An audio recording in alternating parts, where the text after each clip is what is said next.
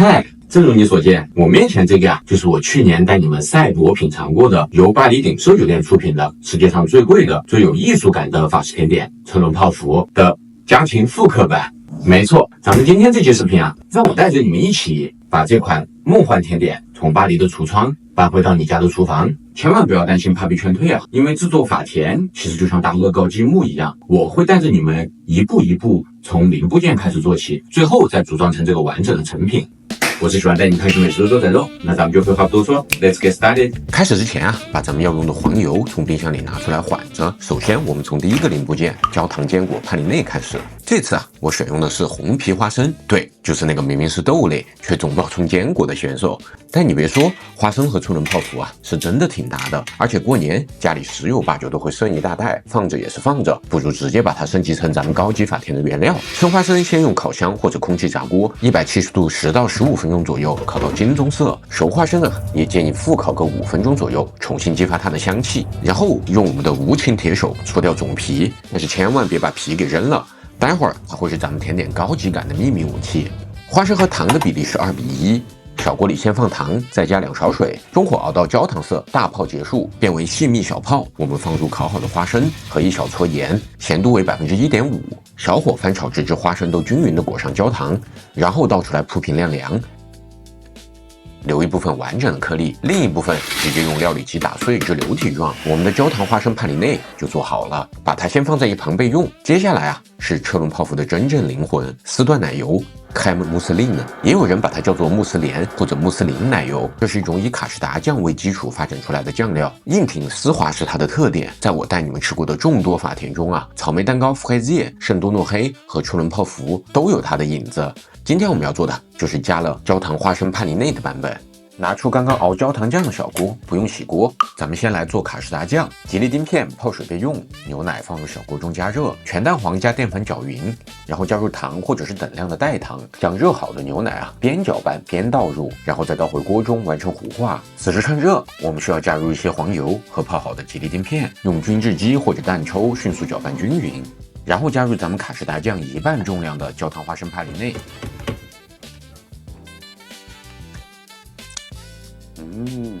再倒入鋪在一個平底容器中，蓋上保鮮膜，立刻扔進冰箱裡降溫。因為從食品安全的角度來講啊，攝氏20到40度是細菌最容易繁殖的危險區，所以我們要讓卡士達醬盡量快速的降溫，度過這個區間。然後來做泡芙體，先從泡芙脆片 craquelin 開始，這是給泡芙皮增味和增脆的關鍵。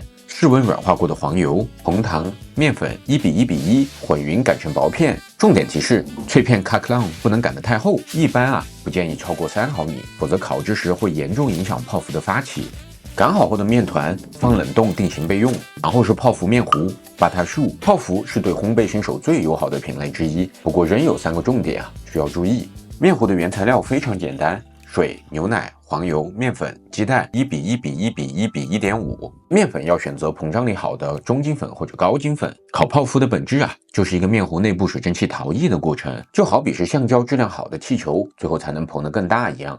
我們首先將黃油、水和牛奶還有糖、鹽中火加熱融化，直至煮開，然後關火加入麵粉，先用蛋抽迅速的攪拌，混合均勻後換硅膠勺中火炒制。我們的目的是要讓澱粉完全的糊化，火候到了的標誌之一就是鍋底形成薄膜。如果你用的是不粘鍋的話，那就嘗一口麵團，沒有生粉感就 OK 了。然後我們將麵糊轉移到攪拌桶中。重點提示之2就是趁熱，特別是冬天，我們的雞蛋也至少要是常溫的。如果是剛從冰箱拿出來的雞蛋，那最好要把它泡在50度左右的溫水中回一下溫，否則冷麵糊啊將會非常影響泡芙的膨發。特別是車輪泡芙、閃電泡芙這種本來就比球狀泡芙要更難膨發的異形泡芙，更需要注意麵糊的溫度。別問我踩過多少次坑。哎，怎麼發生這樣啊？重點提示之3，大部分教程會告訴你，泡芙麵糊加雞蛋的量啊，每次都是不固定的，要看麵糊的狀態來做判斷。不對。之所以不固定，是我們無法掌控上一步炒面糊的過程中蒸發掉的水分。要追求每次都穩定的出品，我們就先要称重炒好的面糊，與配方中最開始的材料總重做對比，再把蒸發掉的水分補回面糊就好了。此時再按照我們配方的比例加入雞蛋，你就會發現，不管你做多少次，我們的面糊都會呈現一致的狀態。給你們來看一看成果吧。你们看哈，用了刚刚那个補水的辦法，我的蛋液是完全用光了的。所以我們稱量出來的材料啊，就是配方正好的用量。看到這個標誌性的倒三角了嗎？最後啊，我們將麵糊裝入裱花袋中，找一個圓形模具，蘸一些糖粉或者麵粉，在烘焙墊上印出形狀，再沿着這個形狀將麵糊擠上去。拿出我們凍好的脆片，再用圓形模具壓出環形。當然，其實碎了也無所謂，只要你沒有強迫症。送進烤箱，風爐170度45分鐘即可。Many minutes later， 我們的泡芙烤好，卡士達醬也完全冷卻，我們就可以開始完成我們的最後一個零件——絲段奶油了。等等，咱們這裡還有一個支線任務。剩下沒用完的泡芙脆片，我們將它融化後，和我們做卡士達醬剩下的蛋白混合在一起，再填入我們的硅膠模具裡，170度烤箱10分鐘，用來做造型裝飾的薄脆，畫上打蛋龍，放入室溫軟化後的黃油。這裡如果你用的是無鹽黃油的話，我們就加一小撮鹽，半鹽黃油就別加了，然後加入少許糖或者代糖給一個底味。我們要先將黃油打發，引入足夠多的空氣，再與我們的焦糖帕林內卡士達醬進一步混合。當黃油打到發白啊，我們就可以分多次加入我們的卡士達醬了。這個花生帕林內卡士達醬也太香了吧，我的天！差不多幾分鐘的樣子，隨着卡士達醬和黃油的逐漸融合，絲段奶油會呈現出泛白的狀態，且紋路清晰，質地硬挺厚重。此時，我們的絲段奶油就正式製作完成了。哇，你們看啊，這個就是我們想要的那種硬挺絲滑的質感，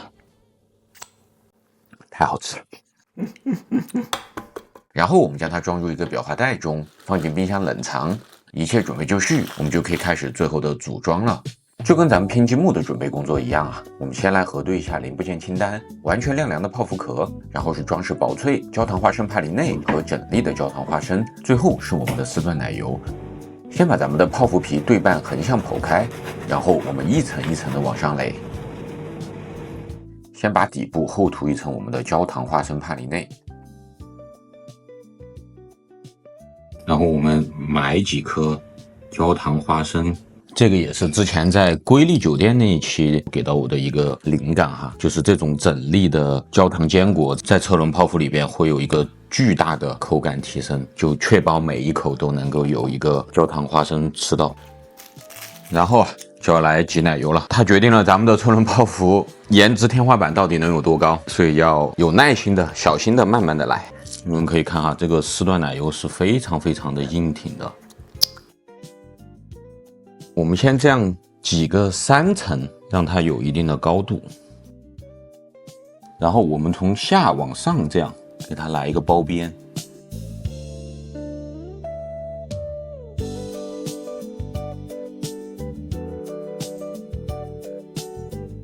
好久沒有用這個瓷嘴來做了，有點生疏了。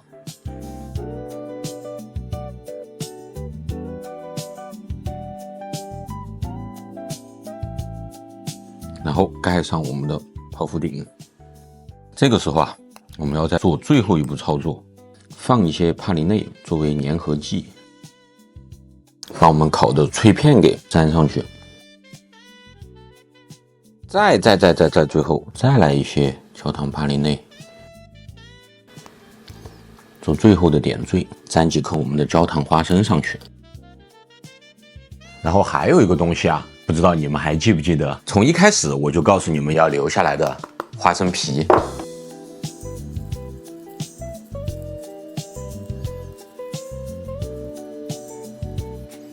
好了，我們這個很具凌亂美感的焦糖花生帕林內車輪大泡芙就正式出爐嘍！跟着我一路做到這裡的屏幕前的小夥伴呀，也真的要給你們點一個大大的讚。這個進階版的車輪泡芙啊，說實話做起來並不容易。不過不管是你把它端上桌驚豔全場的那一刻，還是待會兒和家人朋友分享的時候，你都會意識到這一切的準備、等待和細節都是值得的。因為這不僅僅是一個法式甜點，也是你認真對待生活的一個小小證據，是你把也許不可能親手變成我做到了的最好證明。你看，咱們前後後也算是吃了不少的車輪泡芙了，瑰麗酒店、Le Gabriel、小狐狸的好多名家不同的地方的。今天你來試一試肉夾車輪泡芙是什麼味道？其實這個應該正常，應該是4到6個人的量哈，這麼一個大的，真的還是挺可怕的。首先啊，這個车輪泡芙最大的一個特點就是它極其濃郁的堅果味。雖然我們常說這個花生它是一個冒充堅果的豆類哈，但其實它的風味也非常非常的棒，而且是那種中國傳統口味非常容易接受的一個味道。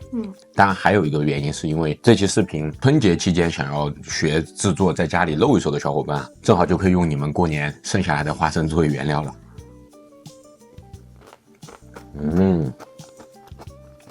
你吃到里边那个焦糖花生颗粒了吗？我觉得喜欢吃花生的人肯定会狂爱，那真的非常好吃，对吧？整体花生的风味超级浓郁。你应该是就是把花生皮去了很多，所以它的苦味呢是没有那么多。但是呢，你又保留了一些作为装饰也好，或者增加一点花生的风味也好，就撒了少许花生皮的沫沫，蛮有巧思的。整体减糖了之后，吃起来确实就没有那麼膩了。然後潘林內其實我放的也還蠻多的，下面鋪了厚厚的一層，就是感覺整體的堅果風味超級棒。真的很好吃。這次就不要在巴黎賣了啊，這個出了類似的，不像之前巴斯克蛋糕那麼好的做。我覺得真的，小伙伴們過年趁這段時間在家裡研究，趕緊做起來吧，等着你們在評論區交作業哦。好啦，如果你還喜歡這期視頻的話，請你記得要幫我們點讚、轉發、投幣、收藏、一鍵3連。如果你還想跟我們一起去探索和製作更多的美食，那麼請你一定要記得關注和訂閱我們的頻道。那麼咱們這期視頻就先這樣，下期視頻再見，拜拜 ，Peace out。